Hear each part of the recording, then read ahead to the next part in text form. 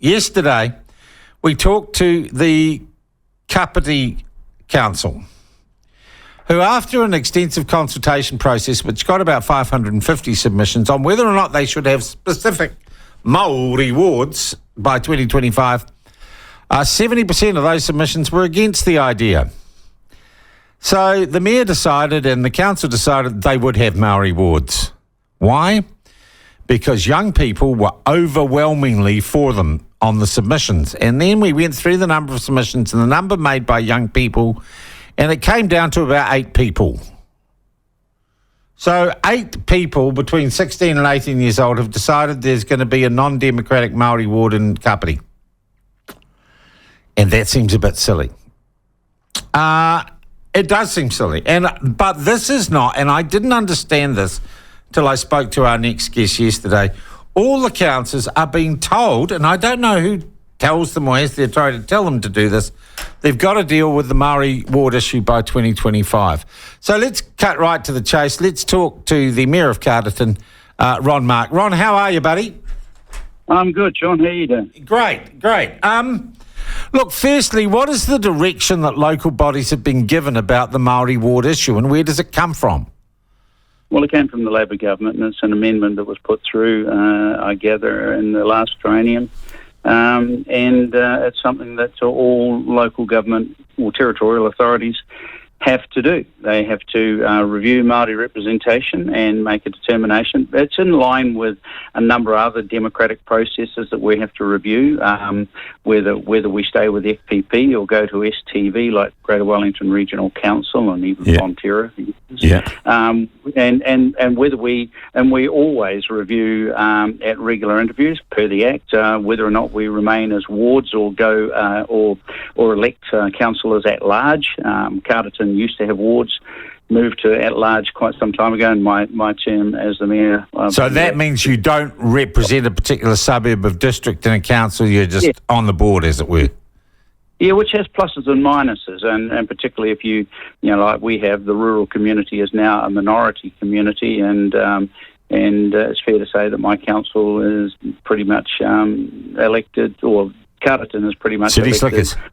Urban counties. And so, farmers are now scratching their head and saying, I think we want to go back to the old system, at least we could guarantee we'd have balance at the table. So wards are a point of discussion right now in Carterton, but my council decided not to address that issue, but to leave it until we resolve the question around amalgamation or merging. Right. So you were able to legally put the whole Māori ward thing on hold, Ron? Yeah, well, look, we ended up we went through the process. We followed, the council.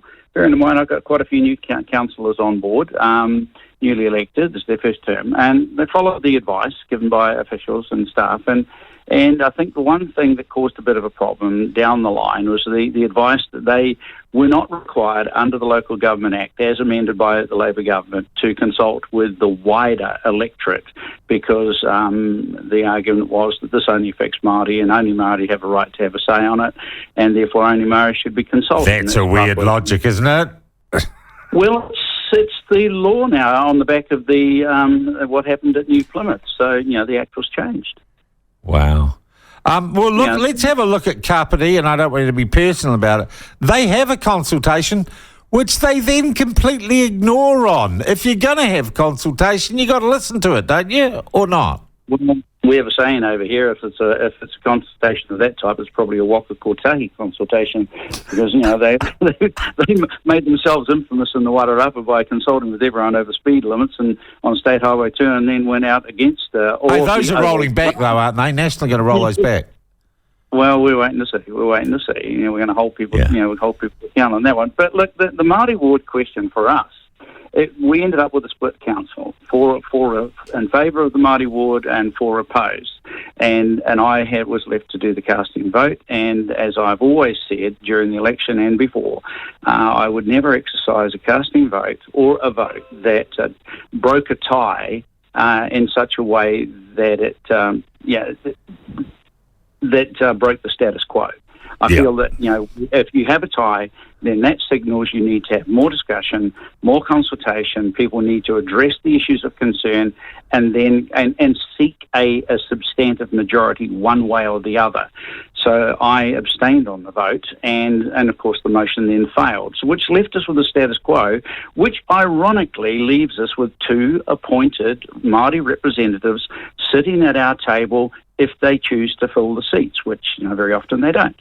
And so we have a representative from Hurunui-Rangi, a representative from Kahukura-Whitia.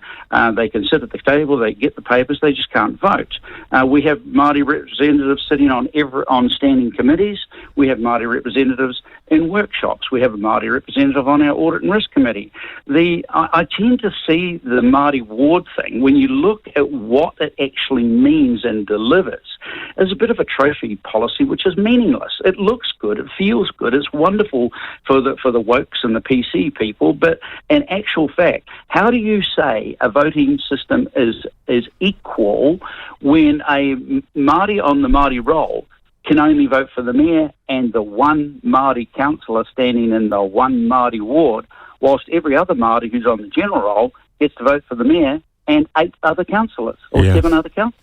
Yeah. How could that possibly be equal? But I think also the big sticking point is the lack of consultation with the wider community. And I'm sorry, some of my councillors feel that if you're going to take away one councillor and make that a reserved seat just for a Māori representative, then the whole of the community has a right to say. I mean, of course, at the end of the day, the final decision is made by the council, and as Kapiti's just demonstrated, you could make a decision that's totally at odds with the majority of the submitters and be judged on the next election. Ron, you mentioned that all of this review comes from a Labor government initiative.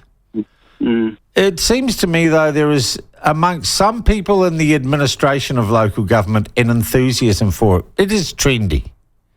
Oh, look, there's no doubt that amongst officials and territorial authorities right across the country, there is a strong leaning towards these policies, and there's a lot of buy-in.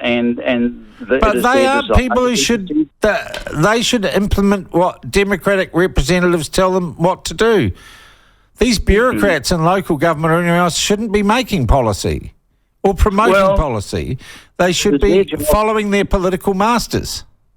It is their job to advise. It is their job to give it good advice. It is their job to answer questions when it comes. But it is the councillor's job to exercise their mind and make quality decisions and to understand when the advice is probably not so complete as it should be, and to test that advice.